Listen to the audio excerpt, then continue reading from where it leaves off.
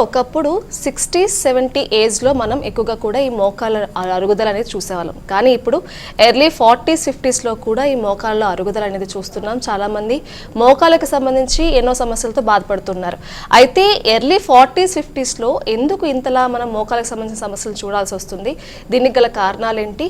అలాగే ఈ మోకాల్లో గుజ్జు అరుగుదలకు సంబంధించి సమస్యలు ఏవైతే ఉన్నాయో వాటికి ట్రీట్మెంట్ ఏ విధంగా ఉంటుంది? అంటే నీ రీప్లేస్మెంటే ఫైనలా అని చెప్పి చాలా మంది అనుకుంటూ ఉంటారు. చాలా మంది ఈ మోకాల మార్పడానికి కూడా భయపడతారు. అసలు ఆపరేషన్ చేయించుకోవడానికి చాలా భయంగా ఉంటూ ఉంటారు. అయితే నిజంగా ఎంత భయపడాలా?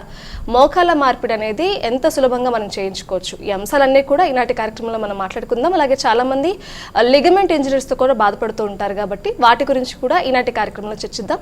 వీటి గురించి పూర్తిగా తెలియజేసేందుకు మనతో పాటు ఉన్నారు doctor Kushal Hippalgaonkar, certified robotic knee replacement surgeon, USA, Australia. అలాగే కన్సల్టెంట్ ఆర్థోపెడిక్ అలాగే arthroscopy surgeon, KIMS Sunshine hospitals, Begumpet. వారితో మాట్లాడేద్దాం.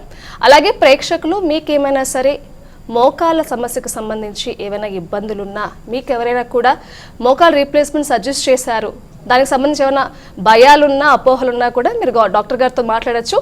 స్క్రీన్ మీద కనిపిస్తున్నటువంటి 11 నెంబర్స్కి కాల్ చేయగలరు. డాక్టర్ గారితో మాట్లాడదాం. నమస్తే సార్. నమస్తే అండి.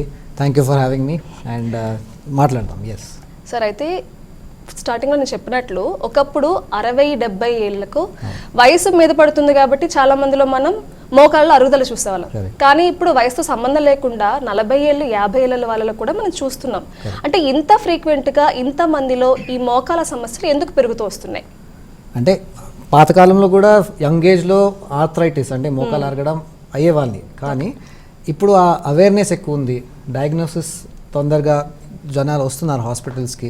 సో ఒక అండర్స్టాండింగ్ జనాల్లో ఉంది అది. అండ్ దట్స్ వై మనకి అది ఈజీలీ తెలుస్తుంది దట్ ఓకే ఆర్థరైటిస్ ఉంది అని. సో దట్స్ వై మనం 40s-50స్లో కూడా చూస్తున్నాం. Of course apart from that ఇప్పుడు యంగర్ ఏజ్లో ఏమవుతుందంటే ఒబేసిటీ.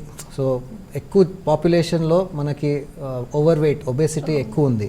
దానివల్ల నీస్ పైన ఎస్పెషలీ నీస్ ఇప్పుడు ఆర్థరైటిస్ మోకాలు అరగడం అంటే మనం ఇప్పుడు మోకాలు గురించి మాట్లాడదాం. అది ఎక్కువ అయిపోయింది పాపులేషన్లో.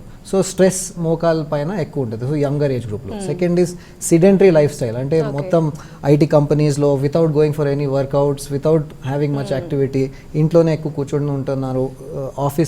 ఆఫీస్లో కూడా ఎక్కువ కూర్చొని ఉంటున్నారు. దానివల్ల లైఫ్ స్టైల్ కూడా అట్లా అయిపోయింది. So all these factors lead to it.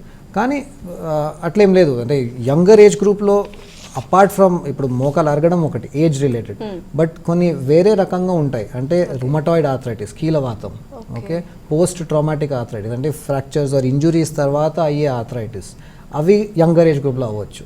So these are the few things about young age arthritis.